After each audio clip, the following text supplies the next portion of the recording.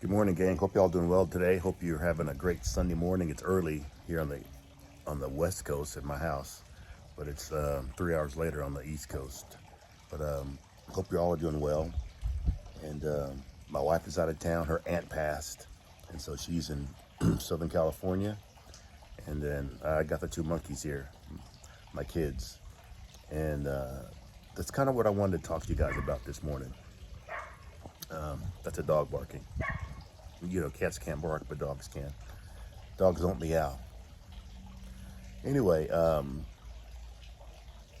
want to just encourage all of you out there who have kids who are in high school, junior high, elementary, toddlers, not born yet, to really take your time with them growing up.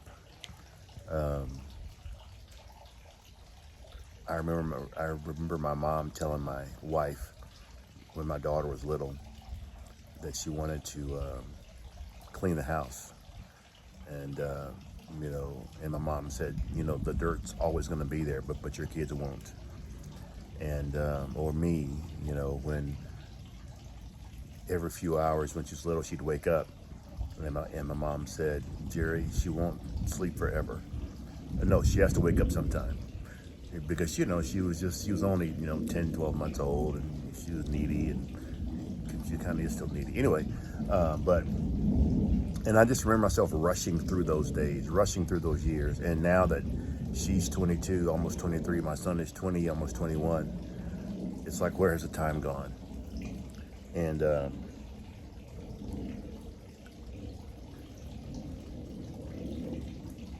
I just encourage you all, even now, even if they're in their 20s or their late teens, just spend time with them. Just watching them grow up, and seeing the prayers that my wife and I have prayed answered, and being answered day in and day out, and even the struggles, with them being young adults and them trying to find themselves and asking the Lord to lead them and guide them. That is as challenging as when they were 5. It's just a different kind of challenge.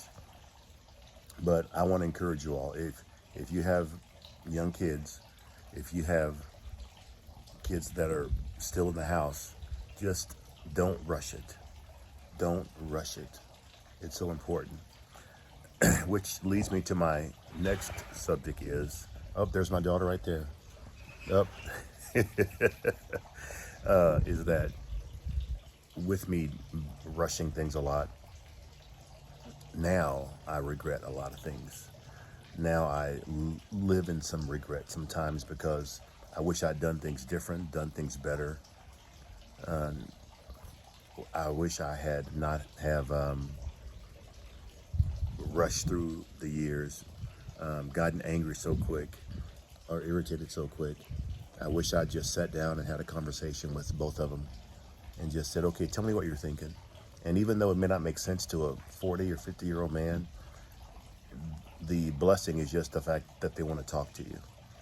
And so I know that we can't and shouldn't live in regrets, and I have to work on that on a daily basis.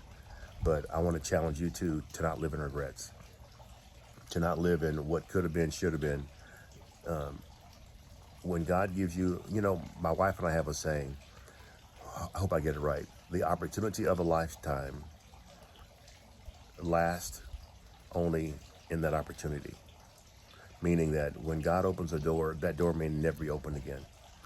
And when your kids want to talk to you, that door may not be open again. When your kids are 5 and 12 and 15 and 20, and they just need to talk, not to get an answer, not to know the right or wrong, if they just want to talk, that's priceless.